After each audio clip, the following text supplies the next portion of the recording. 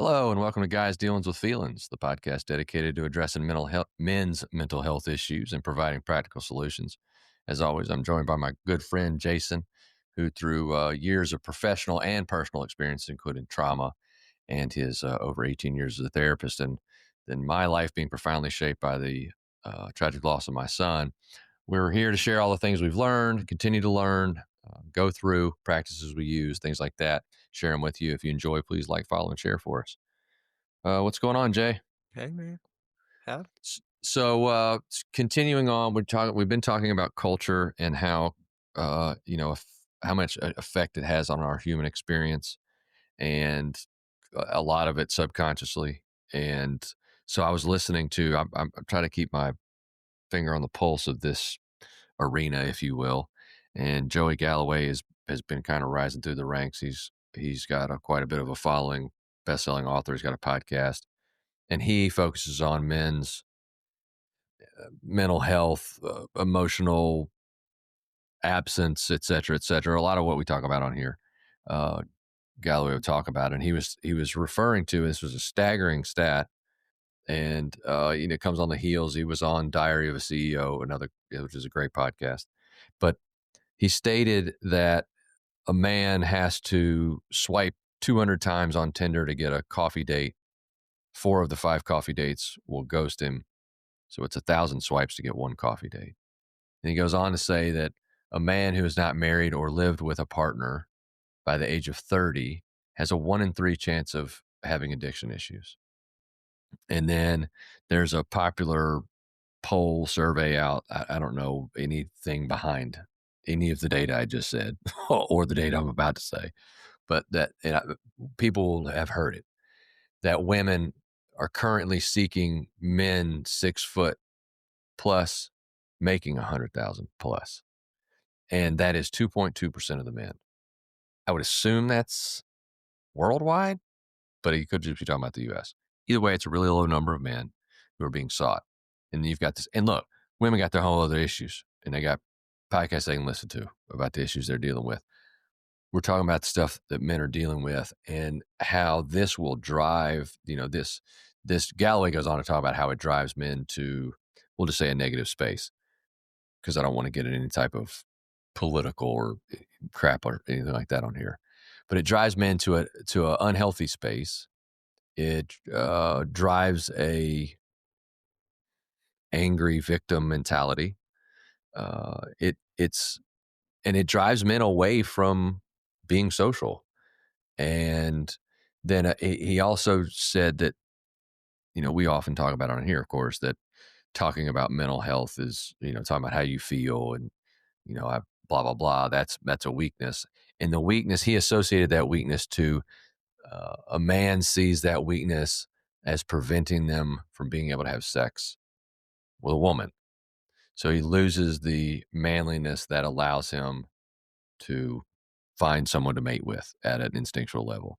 So at the instinct and at the DNA instinctual level, you've got a lot of seeds out there, men looking around just trying to get reproduced, just trying to reproduce, just trying to reproduce. You got the woman who's going to be more selective about who they're going to reproduce with, strongest, fastest, etc., safest. So I say all that to say that it's another cultural influence. This is driven by the digital age.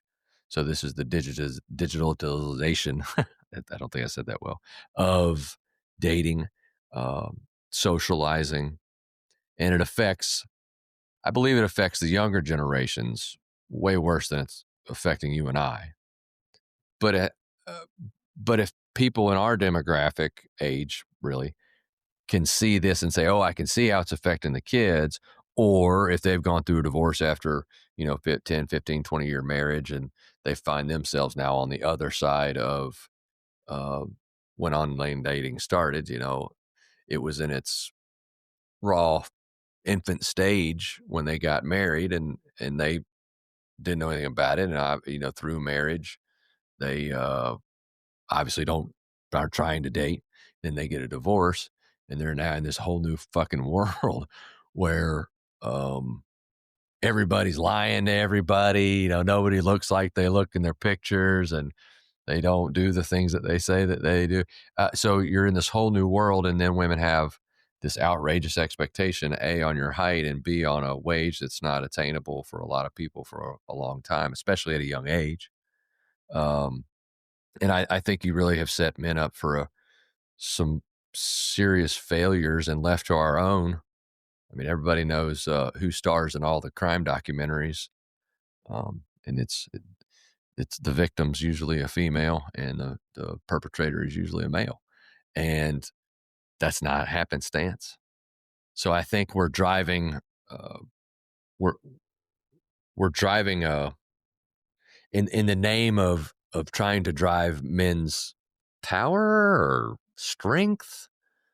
You know, you always hear call to being more of an alpha male or whatever, and I think true alpha males have a real control over things, and they don't fear what you think about them. They will show you how they feel if they're in danger, and the people maybe who are going around screaming that maybe beta males who want to come across as something else, and they have fear of this. I don't know. I don't know what the fuck those mean. They just get thrown around all the time. Everybody thinks that one is tough and the other is a bitch, and I don't think that's true. I think there's so much that goes into a pot of a human that one could be tough and weak or whatever the fuck adjective we want to give it, because we're complex beings. So all of that, lots of pressure on men. The places where the relief is available are not healthy spaces, and perpetuate the problem. So what what do you say about all of that? What do you got to say about that? Yeah, what do you what's what's Mr. Therapist got to say about all that? oh man. Yeah, tough, lot of Uh business. yeah, yeah, yeah. Man, I think of it as a product of evolution. So I'm trying to think of what part and yeah, when people use statistics, I don't know. There's Always gotta take it always with a a grain of salt. yeah, but I mean, but it is pointing to something. Uh, so And I think we need to pay it's stuff we need to pay attention to, and we do know about men's suicide rates and, um, all that bad negative things being up. yeah, maybe we'll take the part where you mentioned how he was talking about a certain way in which we'll have maybe a fear around expressing too much emotion because our partner um, can have a negative reaction at times if let's say it's too much emotion, right? There seems to be like a balance, like a middle ground. Okay. Hidden. And yeah. Yeah. So the evolution being it's related to then now these are just words to that are just helpful to point to a dynamic in our system. All right. So we're just not familiar with masculine and feminine energy and what the difference of that is. Like, what does that mean that everybody has masculine and feminine dynamics inside, right? Like as a part of their system. Um, so well, let me just start this way. Everything is evolving. And so as couples, right, we're now in this position where our roles are in a consistent sort of flux and evolution. And how we're relating to each other is changing, right? What we're trying to communicate to each other is changing. You know what I mean? And so as men, we're being asked to perform and be in roles and in situations that require emotional intelligence, that require our having familiarity with our feelings. Um, because we're being asked to be more emotionally available, present, participating in ways that historically we haven't participated, right? We are Would a actually go ahead. would a good example of that be, uh, picture a caveman at a little league baseball game, at his son's little league baseball game? Because we've gone from hunter gatherer, where the man's role and all that is to bring the food, which is Yeah, so you could crucial and key, and now he yeah. needs to be present for his child at the Yeah. baseball game. So think Neanderthal at little league baseball game.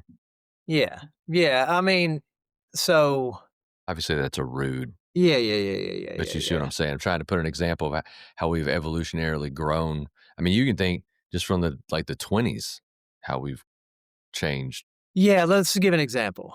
Um, just take the Industrial Revolution, and I mean, it still happens all over the world right now, but we there was a recognition during the Industrial Revolution that development is actually very sensitive. So the fact that kids were working in factories and like life was really hard in cities, right? Do you know what I mean? And we were working really at really young ages. And in that experience, with how, like, devastating it would have been on our emotional, psychological, spiritual well-being, we would have recognized as human beings that development is sensitive and we have to protect children. And so then we would have made changes to workplace rules. Do you see what I mean? So, like, you can think about that like on an evolutionary level. Think of it this way: we, as a collective, we were moving into this new phase of industrial revolution, and we had to experience certain things to then know what needed to change. Do you see what I mean? Like, we didn't know what kind of effect that it might have on a young developing mind and heart to be working at that early of an age, to be experiencing that degree of pressure, right?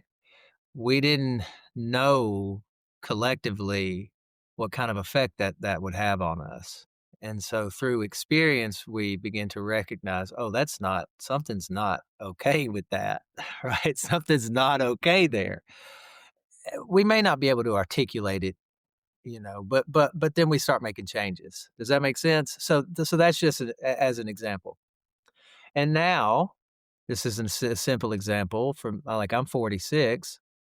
And most of us at my age would say that the generation before us had a lot lower levels of emotional intelligence, especially from the masculine perspective. Like, our fathers weren't really emotionally present. They weren't, in a way you could say, patient, open, receptive. They didn't teach us how to handle our desires and instinctual energies that are a part of our experience as human beings. We just didn't have that growing up. It wasn't as needed for them, you could say, right? Because that was maybe still at a time where there was a little bit more community. So the men sort of went out and worked, and then the women. Uh, this is a very general. These are very general statements. They had more community. We all had more community, and so essentially, you could say, um, what happened as community has diminished over time, our functionality in these roles, like, so our roles as partners have then collected more demand because the support the community would have offered on an emotional level is not there anymore. Mhm. So we're left to two individuals working to be, quote unquote, emotionally there for each other. Does that make sense? And so as Yeah. men, we're being, as just one example, we're being asked to be more emotionally attuned, more present, more available, right? More open to feelings. These are just not things we're used to doing. And I think there's an economic, factor there as well with the generation above ours, so our parents' generation, the fathers before us, they were able to go out and make a living that paid for everything that, the house, the car, the vacations. Not rich, but had enough for the kids to go to college, had enough for retirement. Everything was there. And that has diminished greatly. In our generation, both parents had to work. Gone was the one breadwinner and one in the home being able to sustain. And so now you have a generation gone of both parents working. That had started to go in effect with our parents. That's how Gen X happened. But further and further, how we have gotten now, both parties are working, and they can't now can't afford the bills with both parties working. And so we're on a way even more even playing field on the provider scale. And so we've got to even the playing field on the home providing scale. Tasks need to be equalized because Yeah. going to work has been equalized. And you've got to be aware of all these things. These are the type of things that are going to come up. No shit going to come up. Like, why do I have to do all the laundry? Why do I have to do all the dishes? I went to work just like you did. And the guy's like, she did go to work just like I did. Just because you may make more money than she does doesn't mean shit. Both of you are going to work. And so he's going to have to be more present when he's at the house because you don't have community because of the way the structure of the society goes. And you don't have community because you don't have any damn time. You don't have no money. You can't, even if I had a little time, I don't have the money. Bowling costs $50. Two of us go bowling is $50. Well, shit, that's half a week of groceries. We're not going bowling. And so, there is no socialization in the economic factor. You're both working. And so the wife is like, the partners, they want more out of the guy than just come home, sit down, put your boots put your feet up on the couch. Uh, it's not just a big piece of chicken, like Chris Rock said. And you mentioned 2 things. Um, so men and women both are in a similar situation, meaning we are, really just unaware of the reality of energy in our system and the reality of masculine and feminine dynamics. It's not something that we are familiar with at all. So you could take one of the trends he pointed to, and again, who knows where that information is coming from. So you could take the idea that women now are looking for men that are 6 foot tall and making $100,000 plus a year. Okay. Why? So what I would suggest is that is based off of a primal instinct towards security.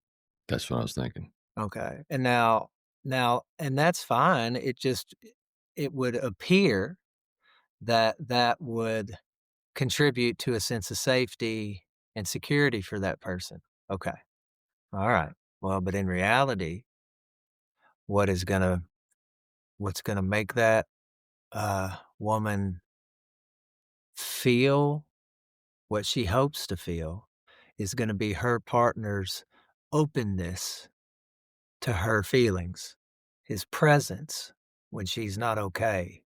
Do you see what I mean? Like, that's what's gonna make that's what's gonna contribute to a sense of security, a sense of safety. It's an openness energetically in moments when things are not okay. And so that is just a shallow interpretation of how to solve this ongoing problem of feeling secure and safe in the world as a human being, right? So it's just a person that is being driven by their inner dynamics and energy and feelings, but they're not really consciously aware of it, right? So Mm, that's just an example, um, one of the things that comes up all the time when I work with couples is a lack of presence for men. Um, and so what I do when I'm working with people, when I'm working with men, is I start to help them track what makes them not able to be present. Like, what are they thinking about? Right? Where are they if they're not? there with their partner. And, it's likely we'll be thinking about some problem to be fixed or solved or whatever, you know what I mean? Right? But really what's going on is we're not able to be present and we're thinking about a million things. It's just really because we can't just feel what's happening, to be honest. We can't just simply go, woof, man, that's there's a lot of fear had going on right now. Right? Like that's actually a pretty complicated thing for us to do. And so a lot of the work that happens when I'm working with couples is around presence. What does it mean to be present? See, the feminine actually responds.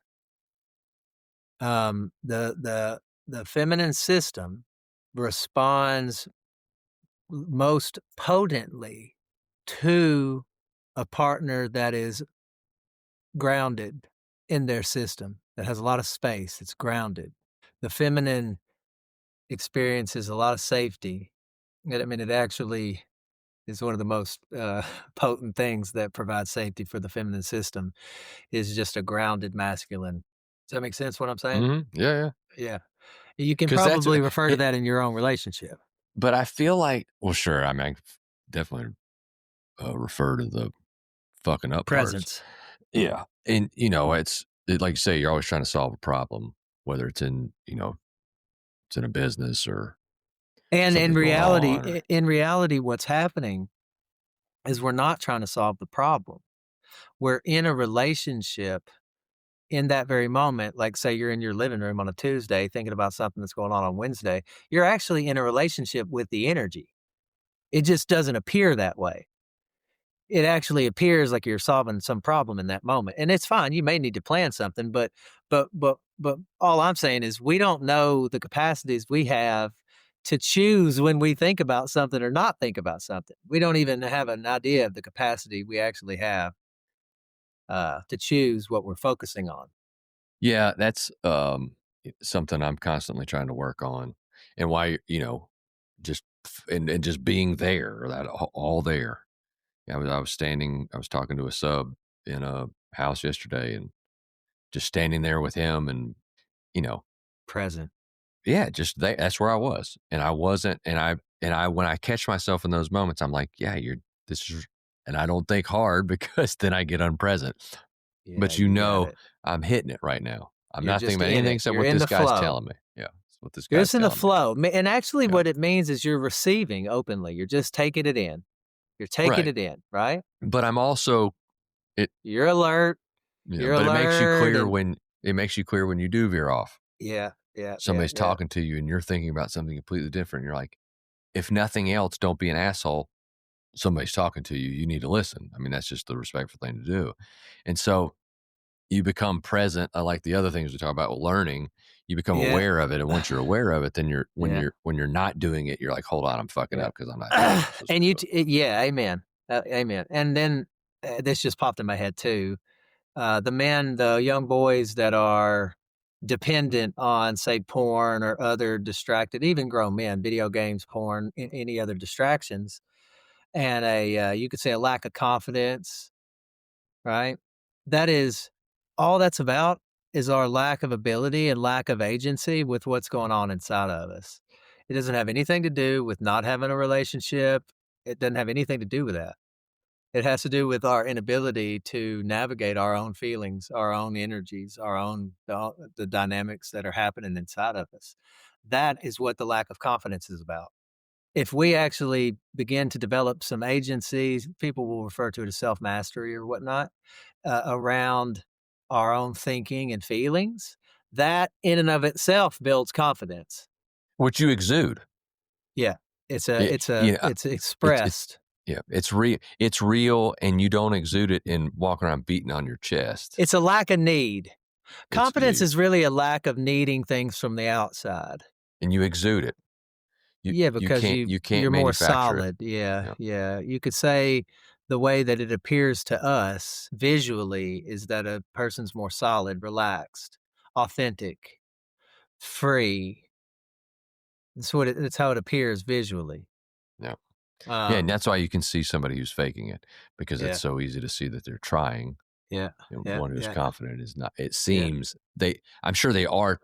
They are trying, but they're trying. They're not yeah, trying to be confident. yeah. They're trying to do whatever the fuck it is right then they're trying to do. Yeah, yeah. So both the what is who Galloway is referring to, the man and the woman, they're both suffering from the same problem. They're not aware of what is going on inside of them, and they've been conditioned to believe that actually what's going on is they need something outside of them in order to satisfy these internal dynamics. So, Sure. so same thing with the woman that thinks they need the 6 foot tall. Well, It's related to our own lack of awareness around what's going on inside of us. On both in both cases, that's what it's yeah, about. yeah, and in the same the male version of 6 foot tall 100,000 is magazine covers, whatever. They've been pumping our heads full of that shit forever. This is what the female's supposed to look like, and then so we're patterned into that's what we're looking for, and a lot of times the models that they're patterned after that's not what those people look like, Yeah, no. and so it's not even reality. And so at least there are 6 foot tall men who do make 100,000. But yeah, we've been conned into thinking, and then and so we're looking for something that is attracts us in the physical sense. But again, it's going to be hollowed out if it's not followed with what we really need, and that's a confident woman that's willing to be there for us and support us in what we do and love us and be grounded and all those things. But we don't know what that is, and so especially when we're young and we meet, Jesus Christ, it's tough, right? We've linked childbearing and rearing to the relationship. As I'm not saying we shouldn't have, I'm just saying it's linked to that. And the when you're young is when it's best to bear children. And then when you get to the point when you would be more in the grandparent age, you're really ready for children and ready to raise them correctly. And you can talk to your partner about how you feel and where you are. And, you've actually done some navigation of some of these things, hopefully. Whereas, gee, when I think about when I was in my mid 20s and started with the kids and the marriages, like, uh, I was, I didn't know who I was. How the fuck was a partner supposed to know? But we all do it, right? They don't. Yeah, it's just a part of our growing and learning Learning, process. right? Yeah, out here trying to figure out who I am, and I'm gonna bounce the shit off you for 15 years. Um, but I think where I do think men fall down in that whole topic is I think that women are so excuse me, I think women are so different in that they will make themselves vulnerable in hopes of finding whatever it is that they're going to find. Now, if they're looking in the wrong places, obviously they're not going to find it, but they'll have the vulnerability that it takes to be able to learn. Whereas a man is going to be stubborn about it and There hard are more headed and fight it. challenges, yeah. I mean, actual transformation requires humility, and that is just a different it's a different animal for a man, you know? At least that's at least as far as I can tell, you know? Well, I think that's what our society preaches. Yeah, I think that's kind of the crux of what we yeah, discuss. yeah. A man I does it in its weakness, a yeah. woman does it in its growth. It's a another thing that I say to people when they come in, because you have 2 people that will come in, and there's been years of generally, there's been years of, miscommunication, misinterpretation, and so there's lots of resentment that's built up, right? And here's what I say to people, not that it's always successful, but what I say to people is both of you were taught things that were, just radically unhelpful, and that's why things are happening the way that they're happening, okay? That we were taught on whole that everything we need and everything that's good for us is outside of us. So we don't know it in in the most fundamental way, but all our attention is on the external world and what we need to be okay from the external world. Because that's everybody's orientation, when people come together, we radically lack self-awareness because we've spent our whole life trying to get things outside of us to feel better and to feel okay and to feel safe and to feel whole and valuable and all that, right? And so when two people come together, I say to them, listen, it's the way we were conditioned. And really what's going on is you're just not aware of your own feelings. You're not aware of your own feelings or how to communicate those or how to listen and how to receive uncomfortable things from another person. Um, and both all of us have been conditioned in that way. And so we sit and feel helpless and hopeless, like we're failing, like we just can't figure it out. And it's because, yeah, we've just been conditioned to not look inside, to not look inside, to start learning about how our mind works, how feelings work. Um, and so then when we come together, there's this complete gap in awareness. And so we have this tendency to think that our discomfort or our agitation, all our irritability is related to things that are happening outside of us. And so when we come together, all the ways we feel dissatisfied and irritable and discontent, it seems to us like it's our partner's fault. You know what I mean? Yeah. And we don't even know our own personal responsibility, you know what I mean, to Yeah. be okay. Yeah. And not only do you not know I don't know who I am. Now I'm misplacing blame on somebody. And so now I'm I'm making compounded you responsible for my problems. for my feelings, Mhm. and I don't even know that that's what I'm doing. Uh, Two humans blindfolded and, trying to make their way. I feel like if you at least know that you're blindfolded, you can begin to work together Good start. and know that, hey, we're blindfolded here. We got some learning we got to do. We got to figure it out. And I think, just in the examples you're giving, the fact that a couple is sitting in therapy together is obviously a acceptance that they're blindfolded. They don't know that's what they're saying, but it's part of it. And understanding that they need some assistance because they are quote unquote too blind to be able to see it themselves. And it's so hard in any human being to find to self analyze how they're fucking up. And it's because we think we're doing things right. I mean, I'm sure that all of us, I know I have made mistakes that we knew were fucking mistakes as we made them. We knew they were mistakes. It's not those that we're necessarily talking about. If you go out and you violate the trust of a relationship, clearly that's going to fuck it up. But if you're just every day, man, I get up, go to work, and I come home and I say hey and I kiss her and then and she's still bitching at me because I don't, just can't figure. And that's what me and you are talking about right now. So it's those moments when you just don't know.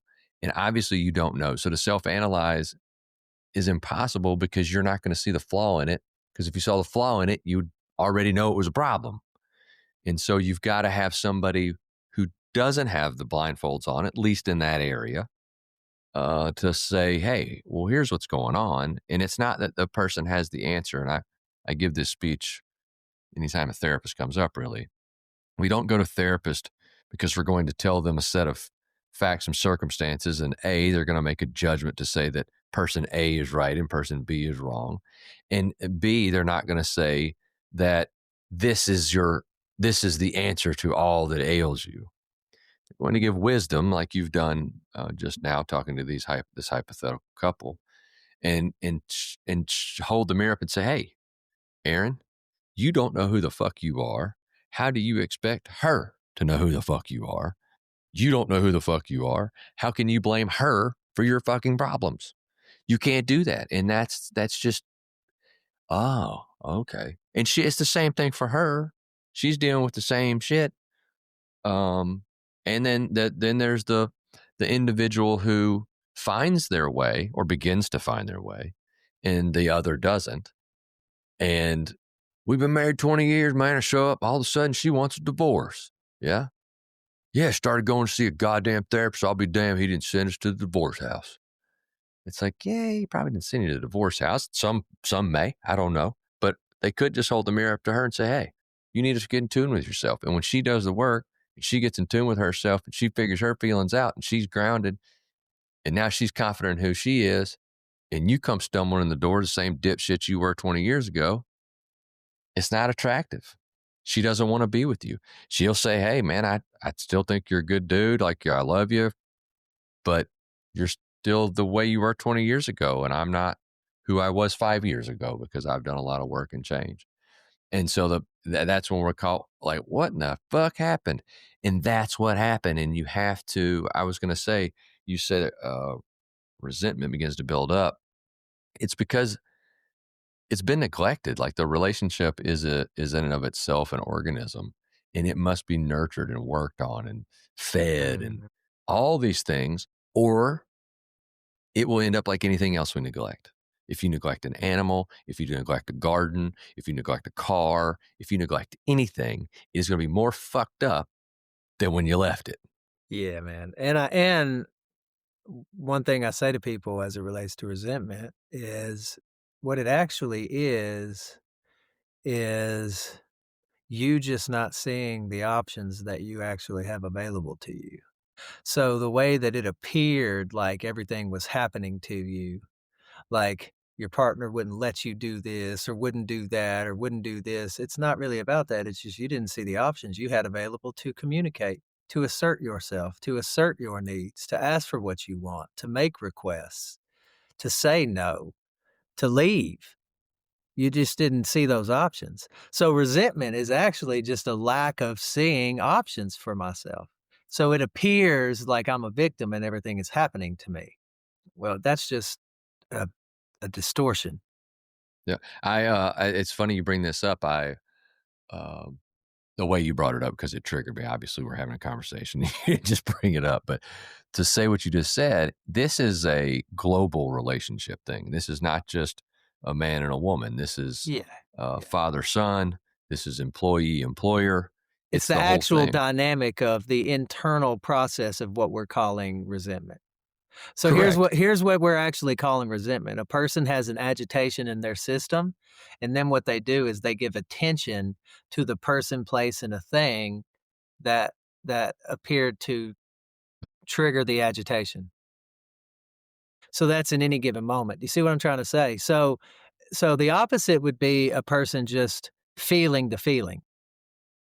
So I was talking to my 21-year-old and just yesterday, and he is working for his grandfather in the manufacturing space, and he's doing several things. So he's having to drive to the location. I think he drove to Iowa this past trip.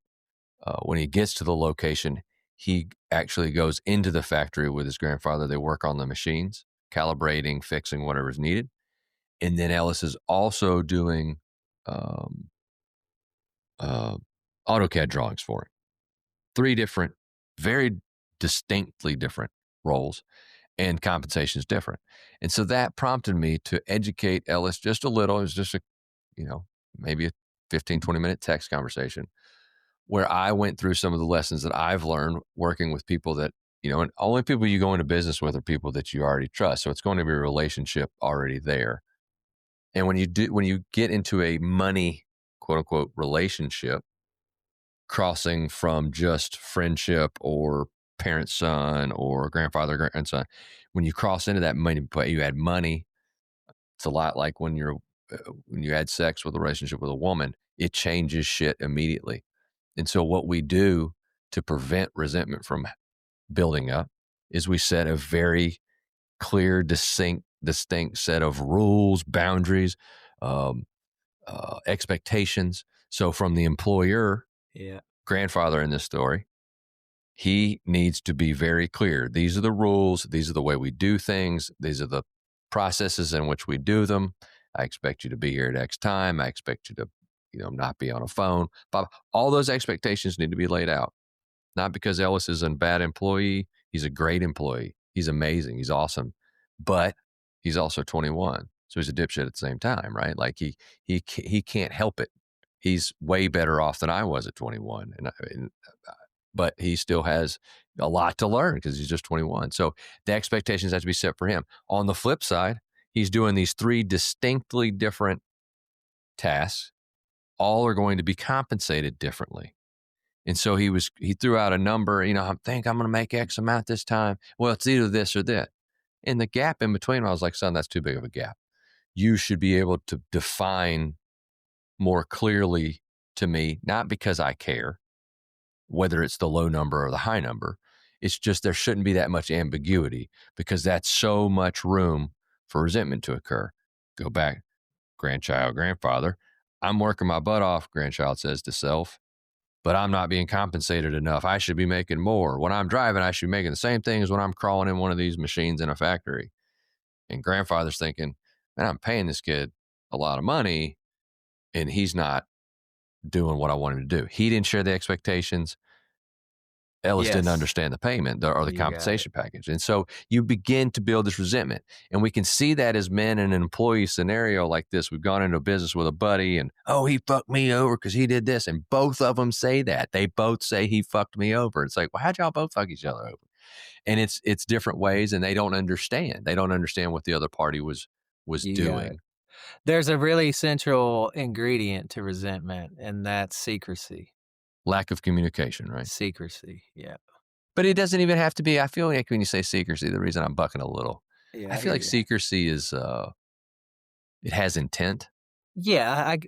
I hear that. I Lack hear of that. communication could just be That's a good way of saying it. a So it's bad just manager. the way I'll say to people is that you were just accidentally keeping things secret, Uh, and yeah, you were keeping your thoughts and feelings secret.